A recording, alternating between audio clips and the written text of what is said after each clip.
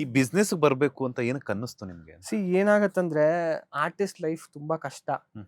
ನೀವು ಇವಾಗ ನಾವೇ ತಗೊಳ್ಳಿ, ಒಂದ್ ಯಾವ್ದಾದ್ರು ಇವಾಗ ನಿಮ್ಗೂ ಅಷ್ಟೇ, ಈಗ ನಿಮ್ಮ ನ್ಯೂಸ್ ಆಂಕರ್ ಅಂತ ಬಂದ್ರೆ ಎಕ್ಸ್ಪೀರಿಯನ್ಸ್ ಆಗ್ತಾ ಆಗ್ತಾ ಹೆಡ್, ಚಾನಲ್ ಹೆಡ್, ಅದಾದ್ಮೇಲೆ ಇನ್ನ ದೊಡ್ಡ ದೊಡ್ಡ ನೀವೇ ಒಂದು ಚಾನಲ್ ಸ್ಟಾರ್ಟ್ ಮಾಡ್ತೀರಾ, ಅದೆಲ್ಲ ಆಗತ್ತೆ.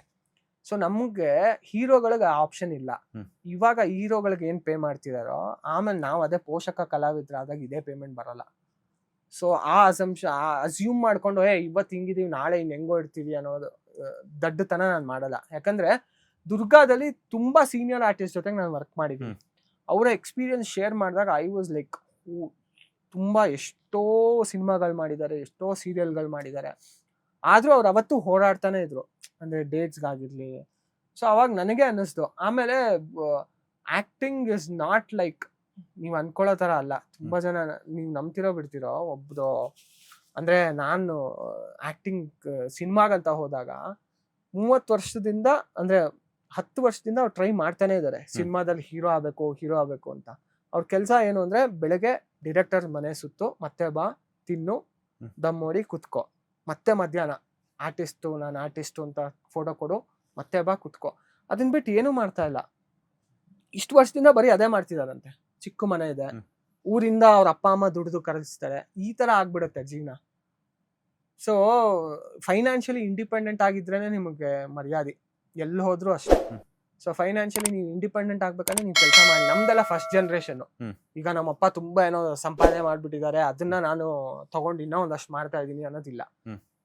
ಏನೇ ನಾವು ಇವಾಗ ಮಾಡ್ತಾ ಇದ್ರು ನನ್ನ ಫಸ್ಟ್ ಜನರೇಷನ್, ನಾವು ಇವಾಗ ಸ್ಟಾರ್ಟ್ ಮಾಡಿರೋದು. ನಮ್ಮಪ್ಪ ಮಾಡಿರೋದೆಲ್ಲ ಅವರೇ ಕಳ್ಕೊಂಡಿದ್ದಾರೆ.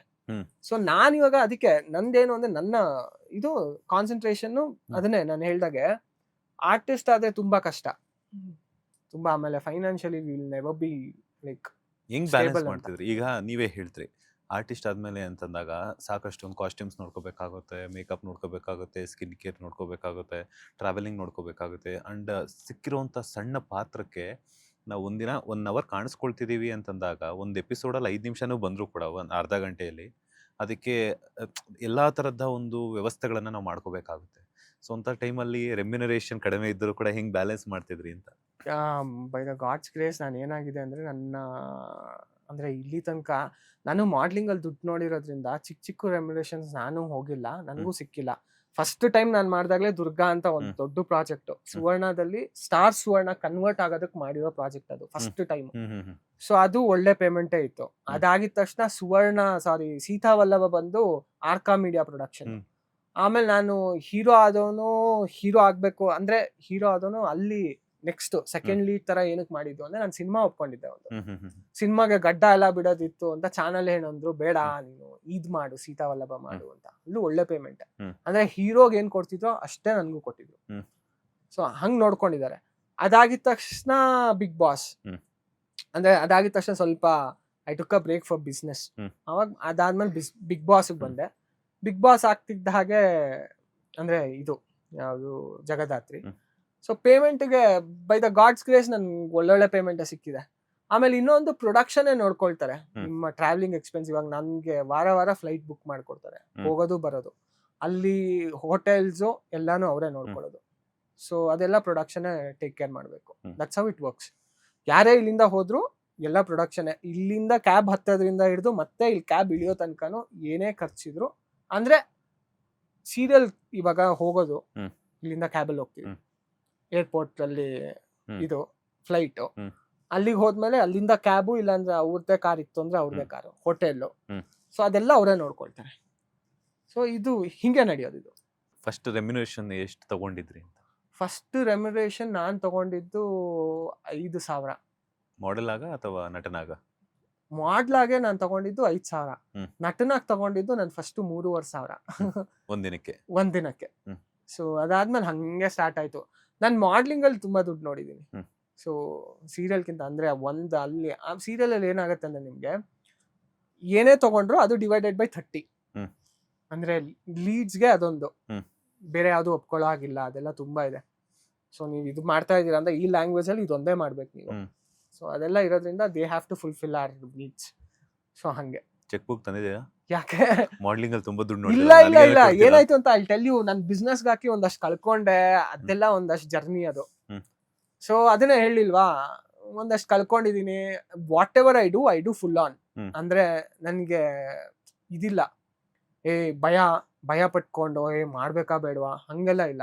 ಮಾಡ್ಬೇಕು ಅಂತ ನಿಂತ್ರೆ ಮಾಡ್ತೀನಿ. Whatever it is I will be bullish. Hmm. ಆ ಬುಲ್ಲಿಶ್ ತನದಲ್ಲಿ ಒಂದಷ್ಟು ಕಳ್ಕೊಂಡಿರೋದು ಇದೆ. ಹ್ಮ್. ಸೊ ಹಂಗೆ. ಏನಕ್ಕೆ ಇನ್ವೆಸ್ಟ್ಮೆಂಟ್ ಮಾಡಿದ್ರಿ ಅಂಡ್ ಹೆಂಗ್ ಇಲ್ಲ, ಫ್ಯಾಕ್ಟ್ರಿ ಒಂದು ಸ್ಟಾರ್ಟ್ ಮಾಡಿದ್ವಿ. It was running fine. But ಅದೇ, ನಿಮ್ಗೆ ಫ್ಯಾಕ್ಟ್ರಿ ಅಂತ ಬಂದಾಗ ನಂದು ಒಬ್ಬಂದಿರಲ್ಲ, ತುಂಬಾ ಜನ ಇರ್ತಾರೆ, ಅವ್ರಿಗೆಲ್ಲ salaries. And it was not only me, stakes. So ಎಲ್ಲ VC ಇನ್ವೆಸ್ಟರ್ಸ್ ಎಲ್ಲ ಜಾಯ್ನ್ ಆಗಿದ್ರು. ವಿ ವೇರ್ ಆಕ್ಚುಲಿ, ನಮ್ದು ಟರ್ಕಿಗೆ ಹೋಗ್ತಾ ಇತ್ತು, ನಾವು ಎಕ್ಸ್ಪೋರ್ಟ್ ಮಾಡ್ತಾ ಇದ್ವಿ. ಟರ್ಕಿಗೆ ಹೋಗ್ತಾ ಇತ್ತು, ಒಮಾನ್ಗೆ ಹೋಗ್ತಾ ಇತ್ತು, ಸ್ವೀಡನ್ಗೆ ಹೋಗ್ತಾ ಇತ್ತು, ಸೌದಿಗೆ ಒಂದಷ್ಟು ಹೋಗ್ತಾ ಇತ್ತು. ಸೊ ಇಷ್ಟು ಇದರಲ್ಲಿ ನಮ್ದು ಮೇಜರ್ ಪಾರ್ಟ್ ಬಂದು ಟರ್ಕಿ ಆಗಿತ್ತು. ಸೊ ಅದೇನಾಯ್ತು ಅಂದ್ರೆ, ಅದೇ ಯಾವಾಗ ಪಾಕಿಸ್ತಾನ್ ಮತ್ತೆ ಇಂಡಿಯಾದೊಂದು ಸ್ವಲ್ಪ ಇದಾಯ್ತು, ಟರ್ಕಿನ ಎಲ್ಲರೂ ಇದು ಮಾಡಕ್ ಶುರು ಮಾಡಿದ್ರು. ನಮ್ದು ಹಂಗೆ ಸೇಮ್. ನಾವು ಕೂಡ ಅಂದ್ರೆ ಇಂಡಿಯನ್ ಗೌರ್ಮೆಂಟೇ they did not support. So ಅವಾಗ ಏನಾಯ್ತು ಅಂದ್ರೆ, ನಾವು ಬ್ರೇಕ್ ಇವನ್ ಆಗಕ್ಕೂ ಆಗ್ಲಿಲ್ಲ. ಅಂದ್ರೆ ಅಲ್ಲಿಂದ ಶಿಫ್ಟ್ ಆಗೋಣ ಅನ್ನೋಕ್ಕೂ ಆಗಿಲ್ಲ, because 80% was from Turkey only ನಾವು ಮಾಡ್ತಾ ಇದ್ದಿದ್ದು ಫ್ಯಾಕ್ಟ್ರಿಯಲ್ಲಿ. ಸೊ ಮತ್ತೆ ಅದು ನಿಂತಾಗ ಮತ್ತಿನ್ನೊಂದು 20%ಗೋಸ್ಕರ ಮತ್ತೆ ಇದನ್ನೆಲ್ಲ ಮಾಡ್ಕೊಳ್ಳೋ ಲೆವೆಲ್ ನಾವಿರ್ಲಿಲ್ಲ. ಬ್ಯಾಂಕ್ ಲೋನ್ಸ್ ಇತ್ತು. ಸೊ ಅಲ್ಲಿ ಸ್ವಲ್ಪ ವಿ ಲಾಸ್ಟ್. ಕಷ್ಟ ಆಯ್ತು, ತುಂಬಾ ಕಷ್ಟ ಆಯ್ತು. And we lost so much of ನಮ್ದೊಂದಷ್ಟು ನನ್ನ ಕಡೆಯಿಂದನೂ ತುಂಬಾ ಇದಾಯ್ತು, ಲಾಸ್ ಆಯ್ತು. ಅಂದ್ರೆ ಇದೇ ವಿಷಯಕ್ಕೆ ಎಲ್ಲರೂ ಡಿವೈಡ್ ಮಾಡ್ಕೊಂಡಾಗ ಒಬ್ಬೊಬ್ರಿಗೆ ಅದೇ ಒಂದು 45 lakhs ಏನೋ ಲಾಸ್ಟ್. ಅಂದ್ರೆ ಆ ಪೇಸ್ನ ಹೆಂಗ್ ಫೇಸ್ ಮಾಡಿದ್ರಿ ಅಂತ? ಫೇಸ್ ಮಾಡ್ಲೇಬೇಕು, ವಿಧಿ ಇಲ್ಲ. ನಿಮ್ಗೆ ಏನಾಗದ್ ಗೊತ್ತಾ, ನನಗೆ ನಾನು ಅನ್ಕೊಂಡಿರೋದು ಏನು ಅಂದ್ರೆ, ನಾವು ಅದನ್ನೇ ಯೋಚನೆ ಮಾಡ್ತಾ ಇದ್ರೆ ನಾವು ಮುಂದಕ್ಕೆ ಬರೋದೇ ಇಲ್ಲ. ಸೊ ಬೇರೆ ಇನ್ನೆಲ್ಲಾರು ಈಗ ಅದಿಲ್ಲ ಅಂದ್ರೆ ಇನ್ ಹೆಂಗ್ ಬ್ಯಾಲೆನ್ಸ್ ಮಾಡ್ಬೋದು, ಅದನ್ನ ನಾವೇ ಯೋಚನೆ ಮಾಡ್ಬೇಕು, ನಾವೇ ಮಾಡ್ಬೇಕು. We have come from zero. ನಾವೇನ್ ತುಂಬಾ ದುಡ್ಡಿರೋರಲ್ಲ. ಬಟ್ ಆ ಝೀರೋ ಇಂದ ಇಲ್ಲಿ ತನಕ ಬಂದಿದೀವಿ ಅಂದ್ರೆ ಇನ್ನೆಲ್ಲ ಹೋಗ್ತೀವಿ. ಸೊ ಓಕೆ, ಇದೊಂದು ಹಿಂಗಾಗತ್ತೆ, ಈ ಫೇಸ್ ಹಿಂಗ್ ಬಂದ್ ಹೋಗುತ್ತೆ. ಬಟ್ ಅಲ್ಲಿ you should be more clever. ಮತ್ತೆ ನಿಮ್ ಎಥಿಕ್ಸ್ ಯಾವತ್ತೂ ಕಾಪಾಡುತ್ತೆ. ಅದಾದ್ಮೇಲೂ ಕೂಡ ತುಂಬಾ ಜನ ನನ್ಗೆ ಇಲ್ಲ, ವಿಲ್ ಆಲ್ ಜಾಯಿನ್ ಹ್ಯಾಂಡ್ಸ್ ಮತ್ತೆ ಮಾಡೋಣ ಅಂತೆಲ್ಲ ಹೇಳಿದ್ರು. But let's see how it works ಅಂತ. ಬೇರೆ ಏನೇನೋ ಪ್ಲಾನ್ಸ್ ನಡೀತಾ ಇದೆ. ಅಂದ್ರೆ ಅಲ್ಲಿ ನಂದು ನೆಗೋಸಿಯೇಷನ್, ನನ್ನ ಪಾರ್ಟ್ ನಾನು ಅದರಲ್ಲಿ ಇದು ಮಾಡ್ತೇನೆ. ನೆಗೋಸಿಯೇಷನ್ ಅಂಡ್ ಪೇಮೆಂಟ್ ಎಲ್ಲ ನಾನು ನೋಡ್ಕೊಳ್ತಿದ್ದೆ. ಅಂದ್ರೆ ಅಕೌಂಟ್ಸ್ ಟೀಮಿಗೆ ಯಾರ್ಯಾರಿಗೆ ಕಳಿಸ್ಬೇಕು ಅಂತ. ಸೊ ಆ ಜೆನ್ಯೂನಿಟಿಯಲ್ಲಿ ತುಂಬಾ ಜನ ಅಂದ್ರೆ ನಮ್ಮ ಇಂದ ಬಿಸ್ನೆಸ್ ಆದವರೆಲ್ಲ ಹೇಳಿದ್ರು.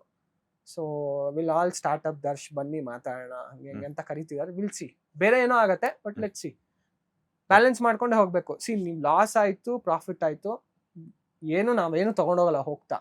ಬಟ್ ಲಾಸ್ ಆದಾಗ ಡಿಪ್ರೆಷನ್ ಆಗಿ, ಪ್ರಾಫಿಟ್ ಆದಾಗ ಫುಲ್ ಒಂದು ಲ್ಯಾಂಬೋರ್ಗಿನಿ ತಗೊಂಡು ಓಡಾಡೋದು, ಇದು ಮಾಡ್ಕೊಂಡು ಹೋದ್ರೆ ಕಷ್ಟ. ಈಗ ನಮ್ದು ಬೇಸಿಕ್ ಲೈಫು, ನಾವ್ ಏನು ಇಲ್ದನೂ ಇರ್ತೀವಿ. ಸೊ ಹಂಗಿದ್ದಾಗ ಹೆದರ್ಕೊಳ್ಬಾರ್ದು, ಹೋಗ್ತಾ ಇರ್ಬೇಕಷ್ಟೇ. ಈಗ ಬಿಸ್ನೆಸ್ ಲಾಸ್ ಆಯ್ತು, ಸೊ ಆ ಪೇಸ್ನ ಫೇಸ್ ಮಾಡಬೇಕು ಅಂತಂದಾಗ ತುಂಬಾ ಕಷ್ಟ ಇರುತ್ತೆ. ಅಷ್ಟೊಂದು 45 lakhs ಅಂತಂದಾಗ ಹ್ಯೂಜ್ ಅಮೌಂಟ್. ಹೌದು, ಎಷ್ಟೋ ಜನರ ಲೈಫ್ ಸೆಟ್ಲ್ ಆಗುವಂತ ಅಮೌಂಟ್ ಅದು. ಸೊ ಆ ಲಾಸ್ ಆಗಿದ್ದಾಗ ಮತ್ತೆ ಅದೆಲ್ಲಾನು ಅವ್ರಿಗೆ ಕೊಡ್ಬೇಕಾಗಿರೋಂಥವ್ರು ಕೊಡ್ಬೇಕಾಗುತ್ತೆ. ನಿಮ್ದೇ ಅಂತೂ ಕೆಲವೊಂದು ಇನ್ವೆಸ್ಟ್ಮೆಂಟ್ಸ್ ಎಲ್ಲ ಇರುತ್ತೆ.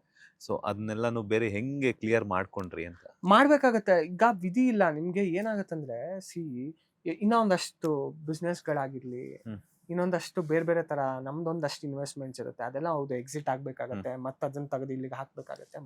ನಿಮ್ಗೆ ವಿಧಿ ಇಲ್ವಲ್ಲ. ನಿಮ್ಗೇನ್ ವಿಧಿ ಇದೆ? ಹೆದರ್ಕೊಂಡಂತೂ ಓಡಾಡಕ್ ಆಗಲ್ಲ. ತುಂಬಾ ನಿಮ್ಗೆ ಹಂಗ್ ನೋಡಕ್ ಹೋದ್ರೆ, ನಾವ್ ಯಾವತ್ತೂ ಅಷ್ಟೇ ಒಂದಕ್ಕಂತ ಸ್ಟಿಕ್ ಆನ್ ಆಗ್ಬಾರ್ದು.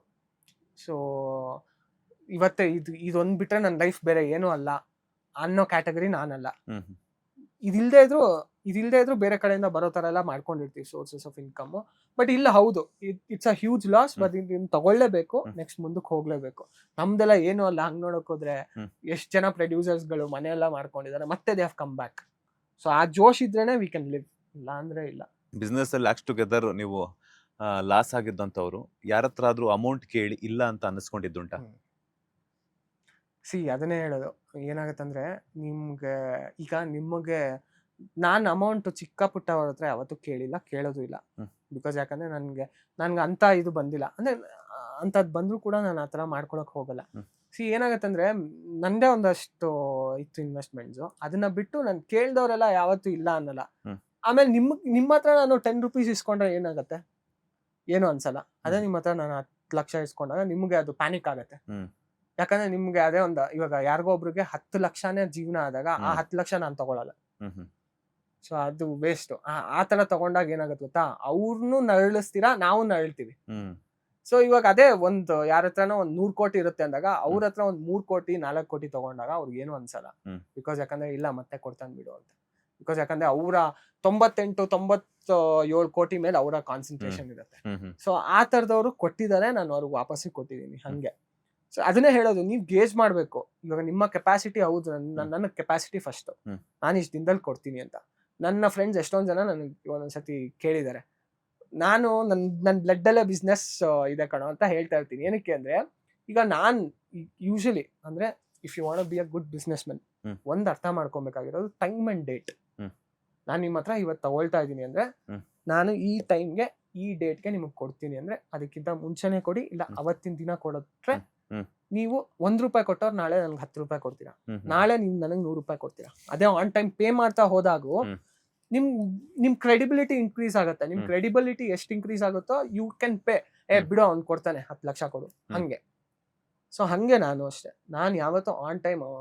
ಒಬ್ಬೊಬ್ರು ನನ್ನ ಫ್ರೆಂಡ್ಸ್ ಅದೇ, ಮಚ್ಚ ನನ್ಗೆ ಒಂಚೂರು ಇಷ್ಟ ಹಾಕ್ಬಿಡು, ನಾನು ಕೊಡ್ತೀನಿ, ನನ್ಗೆ ಬಂದಿದ ತಕ್ಷಣ ಕೊಡ್ತೀನಿ ಅಂತಾರೆ. ಬಂದಿದ ತಕ್ಷಣ ಅಂದ್ರೆ ದೇರ್ಸ್ ನೋ ತಕ್ಷಣ ಬಂದಾಗ ಕೊಡ್ತೀನಿ ಅನ್ನೋದೆಲ್ಲ ಸೀನ್ ಇಲ್ಲ. ಅಂದ್ರೆ ಯಾವಾಗ ಬರುತ್ತೋ ಗೊತ್ತಿಲ್ಲ. ನಿನ್ಗೆ ಅಷ್ಟು ಕನ್ಫ್ಯೂಷನ್ ಇದೆ ಅಂದ್ರೆ ನೀನ್ ಹೆಂಗ್ ತಗೊಳ್ತೀಯ?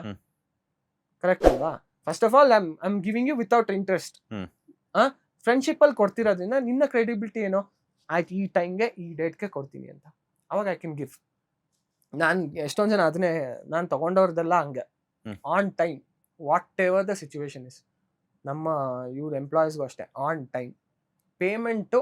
ನೀವು ಯಾವುದೇ ದೊಡ್ಡ ಬಿಸ್ನೆಸ್ ಮೆನ್ ನೀವು ಇವತ್ತು ನೋಡಿದ್ರು, ಅವ್ರು ಯಾವತ್ತೂ ಒಂದು ಟೈಮ್ ಅಂಡ್ ಡೇಟ್ನ ಮೇಂಟೈನ್ ಮಾಡೇ ಮಾಡ್ತಾರೆ.